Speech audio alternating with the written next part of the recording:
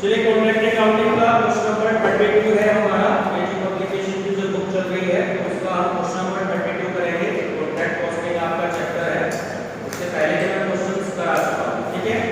तो 32 क्वेश्चन जो बहुत ही इंपॉर्टेंट क्वेश्चंस है और एग्जाम में कई बार आया है, ठीक है। देखिए क्या है इसमें, दो तीन इंपॉर्टेंट चीज है वो मैं आपको बताऊंगा। Abhishek undertook a contract for ₹10 lakh on 1st January 2003 for the construction of a cinema on 31st December 2003. When the accounts were closed, the following details about the contract were given. ठीक है, चलिए बोलिए अमाउंट क्या है सबसे पहले। To material purchase ₹2,00,000। Next to wages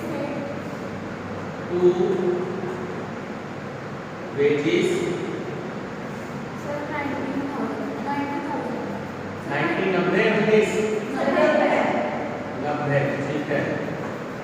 next to administrative expenses 18,000।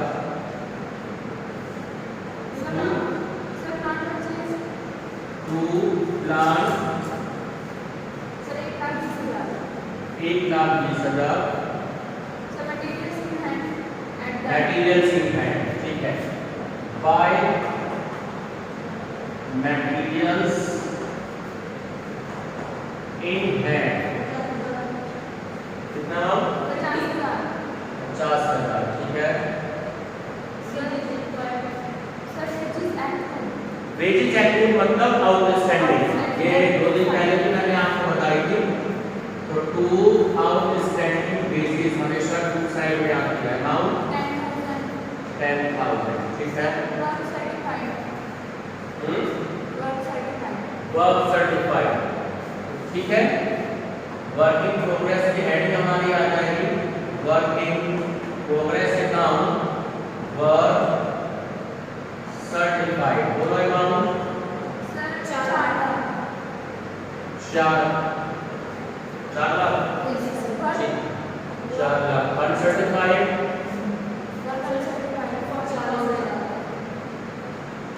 चलिए 40,000। Total हो गया हमारा 4,40,000, ठीक है। Next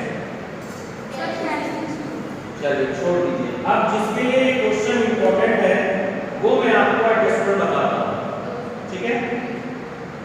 The above contract contained as explanation clause, explanation clause होता है, इसको अंडरलाइन कर दीजिएगा, इस एडजस्टमेंट का क्वेश्चन है।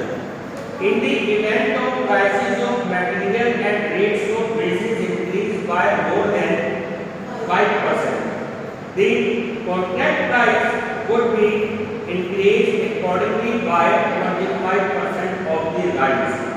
rise मैंने ऊपर की तरफ जाना, ठीक है, यानी काम को बढ़ रहा है, इंक्रीज हो रहा है।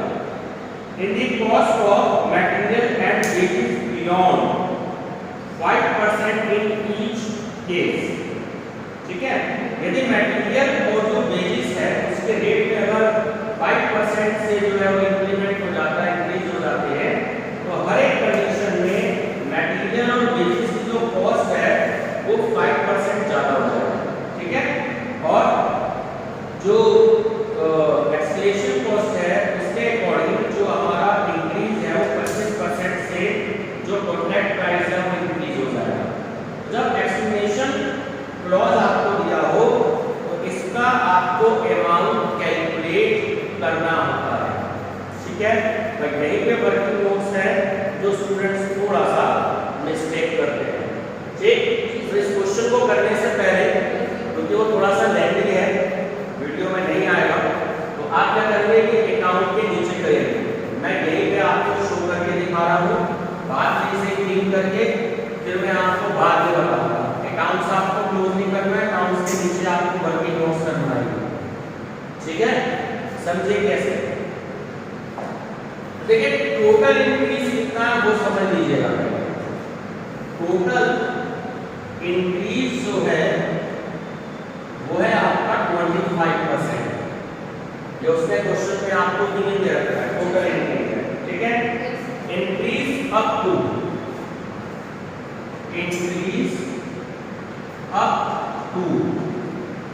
5%, यही उसने आपको क्वेश्चन में दिया है, ठीक है। और इंक्रीज बियॉन्ड, देखिए उसने पैराग्राफ में वर्ड दे रखा है इंक्रीज बियॉन्ड, ये भी 5% दे रखा है। ये बात क्लियर हो गई।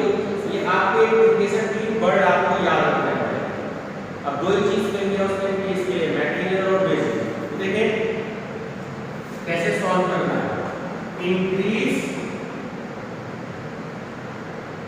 In cost of material. सबसे पहले अगर आपको ये चीज ध्यान देनी है कि अगर क्वेश्चन में मटेरियल्स इन हैंड गिवन है तो आप ये इसमें से माइनस करेंगे जो आपका मटेरियल परचेज है। अगर नहीं है तो कोई बात नहीं, आप 2 लाख में वैल्यू कैलकुलेट करेंगे, लेकिन अगर दिया है तो आप 2 लाख में से 50,000 को माइनस करेंगे, तो अब आपकी वैल्यू आती है 1,50,000। ये वाली बात समझ में आती है, ठीक है।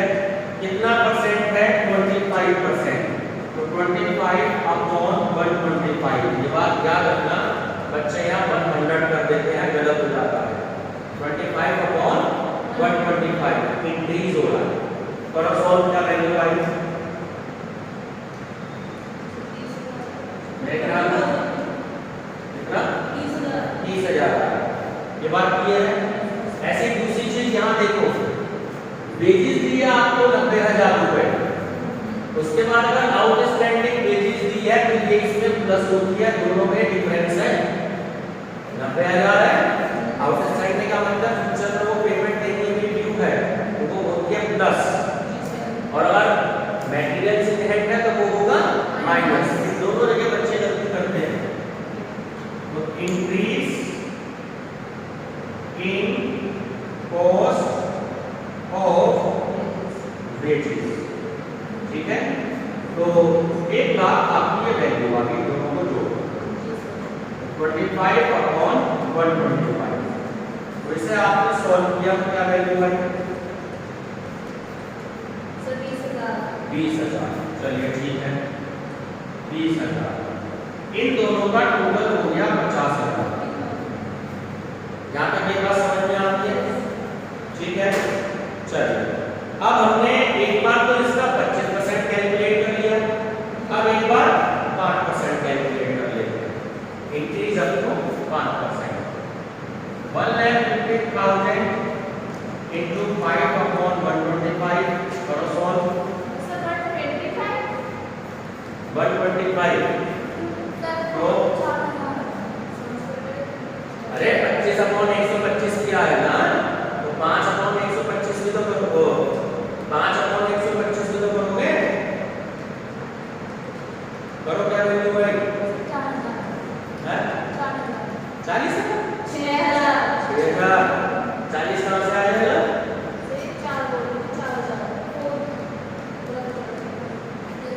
बेटा कॉस्ट तो इसमें ऐड हो रखी है ना, इसलिए 100 में उतना ही वो ऐड हो जाएगा, ठीक है। अच्छा दूसरा क्या है? ऐसे ही 1 लाख का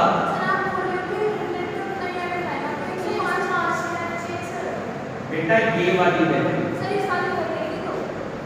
अब सॉल्व करो। हाँ जी 125 ही चलेगा। अब सॉल्व करो क्या वैल्यू आएगी? 4,000।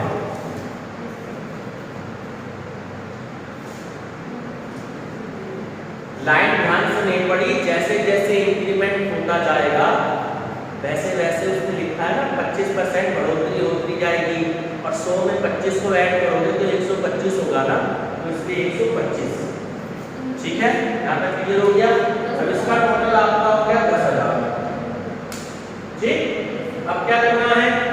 ये था आपका टोटल, ठीक है। अब जो वैल्यू है, अब 30,000 में से ये देखो ये आपने 30,000 कैलकुलेट करी है। अब 30,000 में से 6,000 माइनस कर लो तो 24,000 आ गए। अब इधर 20,000 में से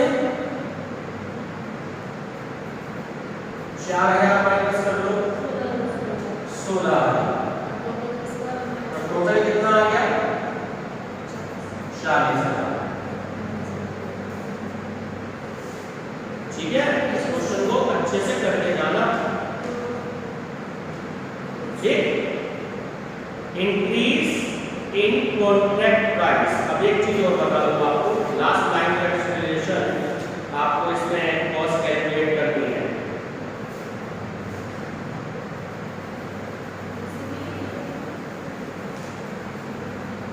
इंक्रीज इन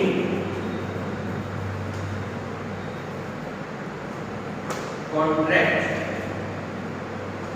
प्राइस। ठीक है, बस अब इसमें आपका आंसर है। उसने आपको 25% का है इंक्रीज करने के लिए, तो 25% ऑफ इंक्रीज बियॉन्ड ये आपको मेंशन करना पड़ेगा। 25% ऑफ इंक्रीज बियॉन्ड। ठीक है, 25% ऑफ इंक्रीज बियॉन्ड। तो ये जो हमने अभी 40,000 रुपए की वैल्यू कैलकुलेट करी, इसका 25% आप कैलकुलेट कर दीजिए।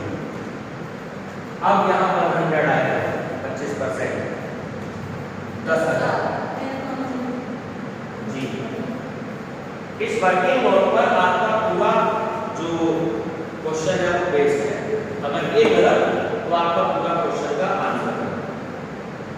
ठीक है, इसलिए इसकी प्रैक्टिस अच्छे से कर लीजिएगा। हो गया ये? अब इसको जो है 10,000 का हमारे काम की वैल्यू है। अगर ये एक्सटेंशन लॉस की वैल्यू हमें जो था 10,000 अगर वैसे मेंशन करते थे तो ये वर्किंग नोट हमें करने की जरूरत नहीं होगी। ठीक, और वो आपको देंगे, वो आपको खुद से दिमाग लगाना होगा। ठीक है, ये जो एक्सप्लेनेशन आपकी ECA स्पेलिंग चेक कर लेना है एक बार।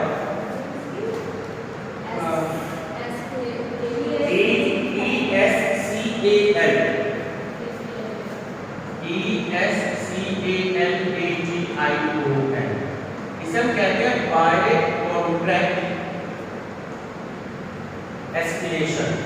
ठीक है, ये हमेशा ध्यान रखना ये बाय साइड में शो होती है, कभी भी आप इसको टू साइड में शो नहीं करोगे। ठीक है, ये हमेशा बाय साइड में आती है। चलिए प्लांट पे डेप्रिसिएशन दे रखा है, देखिए कितना परसेंट है? 10% है। तो बाय प्लांट एट साइट, देखो 1,20,000 का क्वेश्चन में कितनी ना 10% हो गया इसका 12,000, तो 1,08,000 होती आपकी बाय प्लांट एट साइट की वैल्यू है। यहाँ तक क्लियर है?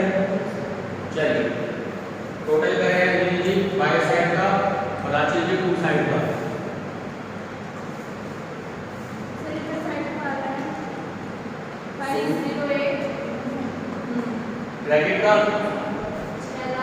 क्रेडिट का बोलो 6,08,000। डेबिट का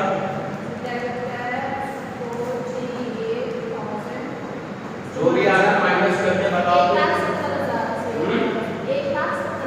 1,70,000। ठीक हो गया। अब सीडीओ करते हैं पीडी बाय बैलेंस बीडी। 1,70,000 की वैल्यू आ गई और 3 लाइन छोड़ के टोटल कर दीजिए 1,70,000। ठीक है रिंका जी, बताइए टू प्रॉफिट एंड लॉस की जो वैल्यू हमें कैलकुलेट करनी है, बताइए। 1,70,000 में ये वैल्यू आ गई, 2/3 आपको पता ही है। ठीक है, अब यहाँ क्या रखना है? कैश रिसीव्ड कितना है देखो क्वेश्चन में 3 लाख रुपए दे रखा है, क्या पता चीजें कैश रिसीव्ड 3 लाख रुपए क्वेश्चन में गिवन है, वर्क सर्टिफाइड देखो कितना है 4 लाख। एग्जाम में कंपेयर जरूर कर लीजिएगा, मैंने आपको कंडीशन बता रखी है, ठीक है। चलो इसे सॉल्व करो, बताओ टू वर्क इन प्रोग्रेस कितना आएगा।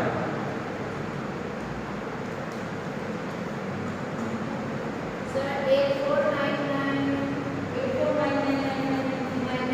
849999 आ गया ना, सीधा 85,000 कर दो उसको राउंड ऑफ में, ठीक है नहीं 85,000 आ गया, माइनस कर दो इसमें से, आंसर चेक कर लो 85,000 है, इसे माइनस करके तो आप कितना आया, इसे भी 85,000 आ गया, ठीक, ये आपका आंसर आ गया 85,000, ठीक है ना। प्रॉफिट इन रिजर्व, ये पूरा 50 मार्क्स का आपका क्वेश्चन है, बहुत इंपॉर्टेंट है,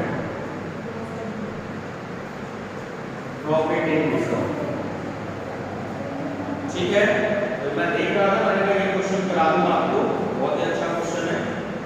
सर इसमें जो profit credit eligible to PNL account लिखा है, इसके आंसर में profit credit to PNL account लिखा है 42,500, वो ये आ गया कहां लिखा है, इसके आंसर लास्ट वो गलत लिखा है, उसे करेक्ट कर लेना, 85,000 आएगा। जब हमारी टोटल प्रॉफिट 10,000 आ गया, जब हमारा एक्सप्लेनेशन कॉन्ट्रैक्ट 10,000 आ गया, तो जो आंसर है उसको ठीक कर दो आप, ठीक है। अपनी बुक में गलत लिखा है, मैं ऐसे जाके ठीक कर दूंगा, हो गया। चलिए क्वेश्चन नंबर 33, इस पे भी मोस्ट इंपोर्टेंट लगा लीजिएगा, क्वेश्चन नंबर 33 पे बहुत अच्छा क्वेश्चन है।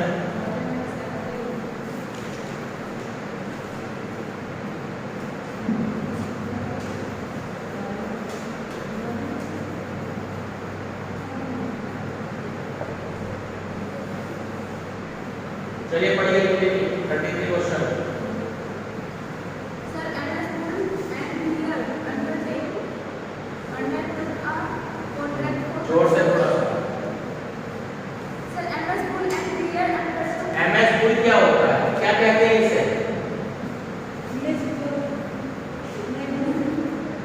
मैसर्स वर्ड है ये, मैसर्स को शॉर्ट में एम ओब्लिक एस लिखा जाता है।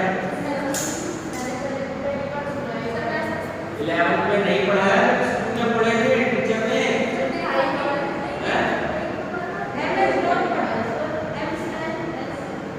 मैसर्स पूरा नाम होता है, शॉर्ट में लिखते हैं एम ओब्लिक एम कैपिटल और ओब्लिक और स्मॉल एस, मैसर्स।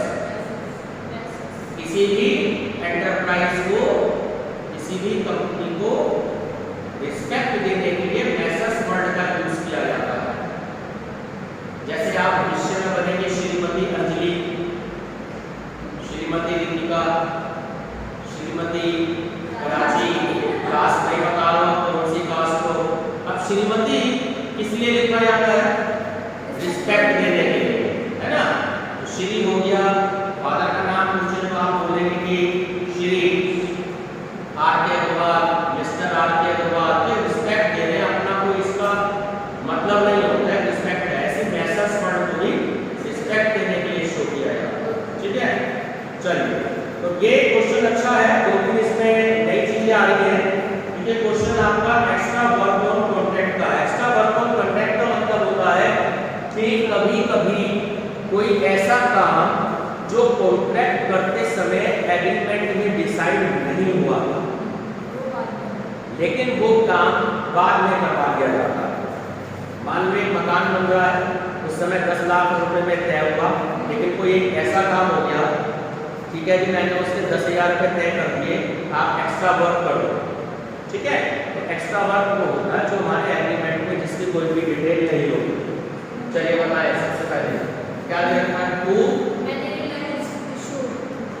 ठीक है, तो टू मटेरियल्स इशू, 40,000, ठीक है 40,000, wages paid, to wages count 16,000 16,000।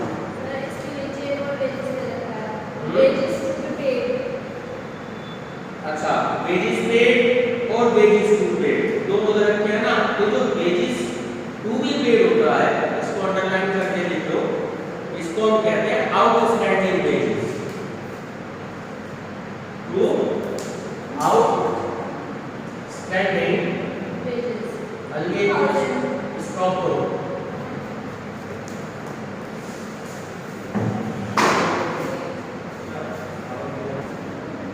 तो वेजेस टू बी पेड का मतलब ध्यान रखेंगे वो आपकी आउटस्टैंडिंग वेजेस होती है, या तो एक्रूड पर लिखा हो या टू बी पेड लिखा हो या आउटस्टैंडिंग लिखा हो, तो लेके बात।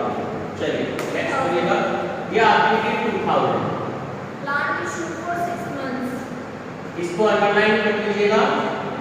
बच्चे गलती कर देते हैं 6 मंथ्स पे ध्यान नहीं देते, जब हम ये डेप्रिसिएशन चार्ज करेंगे तो वहां पे बच्चे गड़बड़ कर देते हैं। बोलो कितने का है प्लान? 80,000। ठीक है, next to indirect expenses. Indirect expenses 4,000। सब कॉन्ट्रैक्ट ये मैंने बताया था तो उस दिन है ना, सब कॉन्ट्रैक्ट कॉस्ट अमाउंट बोलो 10,000। Next material at site bye materials at site what amount? Sir इसका 4,000 4,000। चलिए आगे बोलिए। Sir cash received being 90% of work certified चलिए यानी वर्क सर्टिफाइड हमें कैलकुलेट करना है इसमें। जी सर वर्क इन प्रोग्रेस की हेडिंग आ गई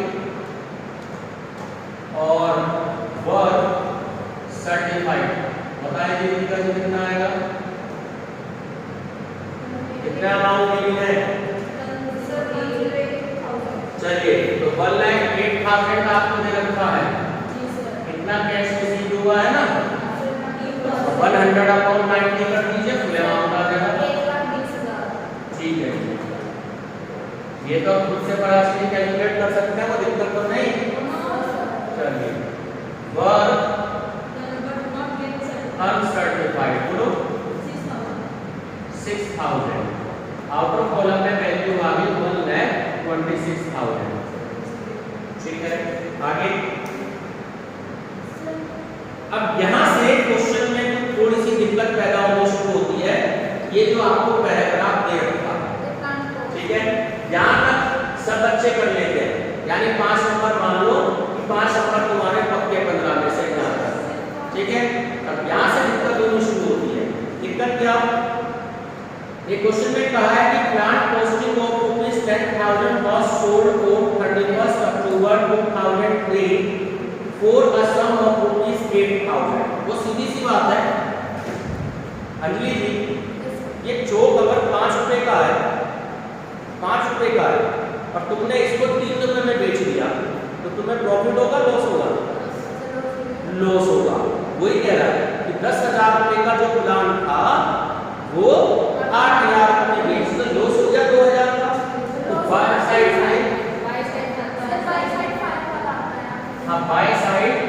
bye profit and loss account 8,000 रुपए आपको यहाँ शो कर रहे हैं।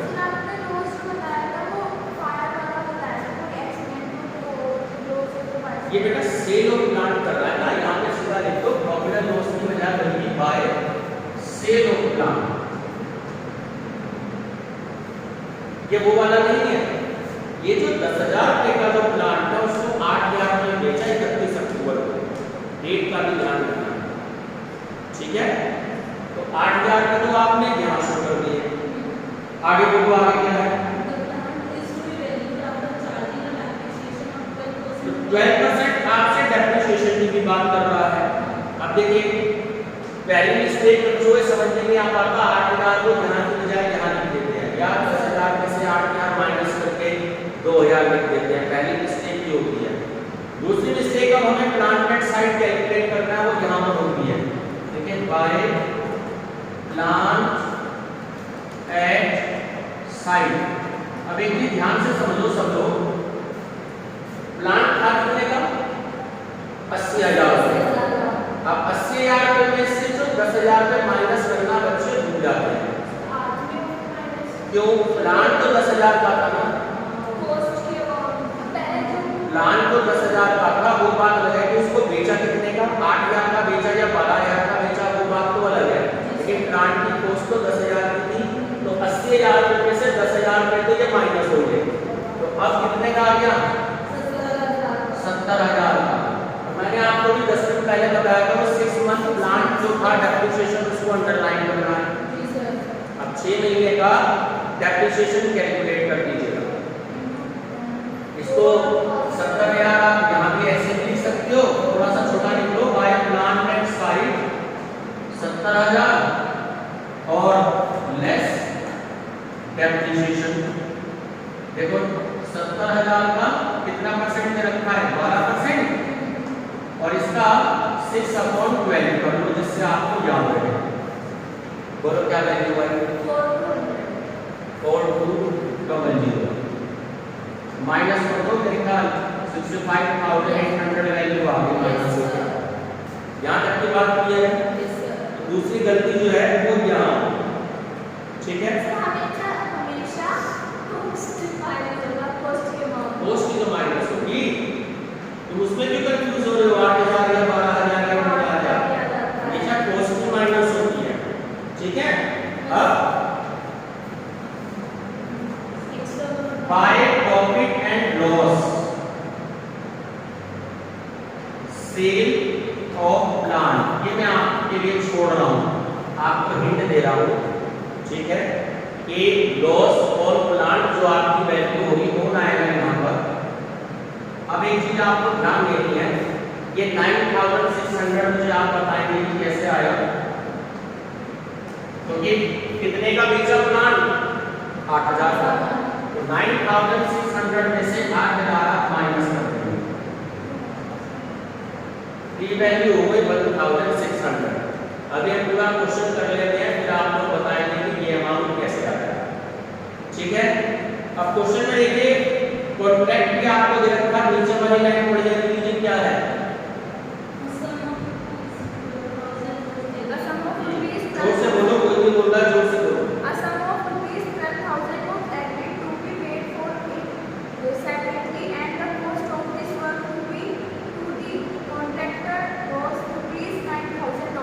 बस एक्स्ट्रा वर्क यही है, एक्स्ट्रा वर्क यही है, साफ लिखा है क्वेश्चन में कि अ सम ऑफ रुपीस, और ऊपर देखिए ब्रैकेट में उससे पहले लिखा है कि not included in the terms of contract. जो एक्स्ट्रा वर्क है कि extra work was done and to be completed on this contract in bracket not included in the terms of contract. तो 12,000 रुपए डिसाइड किए गए, लेकिन दिए कितने? केवल 9,000। ये बात क्लियर होगी। ये जो एक्स्ट्रा वर्क है ये बाय कॉन्ट्रैक्टी के नाम से आएंगे, जैसे हम कॉन्ट्रैक्ट प्राइस लिखते हैं, बाय कॉन्ट्रैक्टीज के नाम से ये आप 12,000 रुपए को यहाँ पे मेंशन करेंगे, ठीक है। ये कितने? 9,000 रुपए, 9,000 रुपए टू साइड में आप मेंशन करेंगे, ठीक है, एक्स्ट्रा कॉस्ट के नाम से।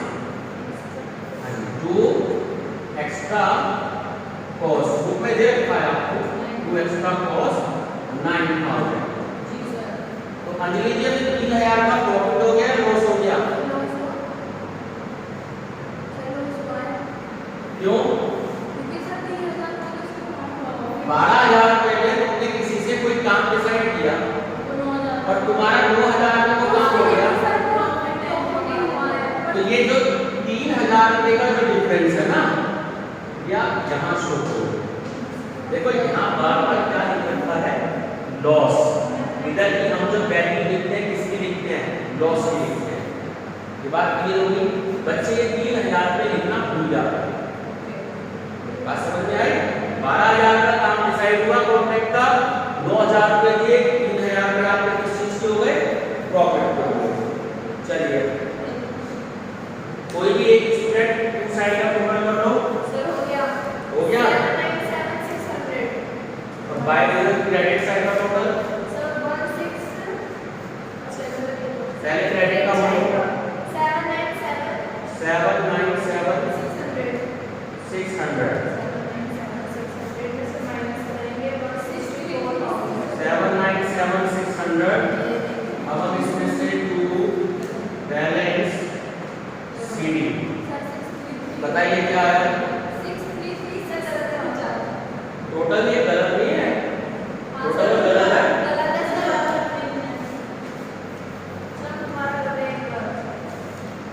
साथ के साथ रखते रहा टोटल 1,36,000 तो यहाँ है, 12,000 यहाँ है, तो 2 लाख कुछ अमाउंट आएगा। टोटल करो।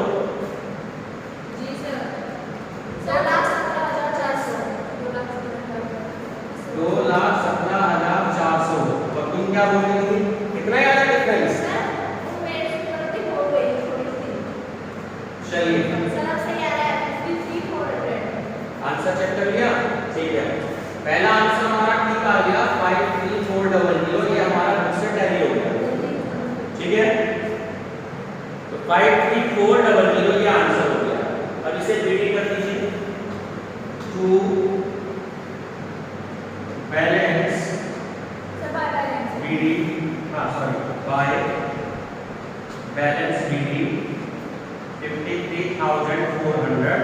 3 लाइन छोड़ के टोटल कर दीजिए 53,400। चलिए वैल्यू कैलकुलेट करते हैं। 2 प्रॉफिट एंड लॉस बताइए अंजलि जी। 53,400 मल्टीप्लाई बाय 2/3 की कंडीशन तो पता ही है आप सबको। ठीक है, कॉन्ट्रैक्ट प्राइस कितने का था? 2 लाख रुपए का था। वर्क सर्टिफाइड कितना है? 1,20,000, यानी कि 1/2 से ज्यादा का बैठ रहा है। ठीक है, 50% से ज्यादा का। तो क्या आ गया क्वेश्चन में? 2/3। ठीक, कैश रिसीव्ड कितना था? 1,08,000। वर्क सर्टिफाइड कितना हो गया? 1,20,000। और आंसर आया 32040। 32040। जी सर। आगे पॉइंट में तो कुछ है? No sir. ठीक है, अब इसमें से माइनस कर लो। 21360। 21360 आंसर चेक करो। Okay sir. ठीक है, तो 2 वर्क इन प्रोग्रेस अकाउंट और प्रॉफिट इन रिजर्व। टोटल हो गया 53,400। ये आपका आंसर होगा। ठीक है, तो एक काम किया मैं तीनों से भी पूछ रहा हूँ, तीनों से 9,600 कैसे आया। ठीक है, चलिए वीडियो स्टॉप कर दो। बाकी क्वेश्चन में अगली वीडियो में करेंगे हम।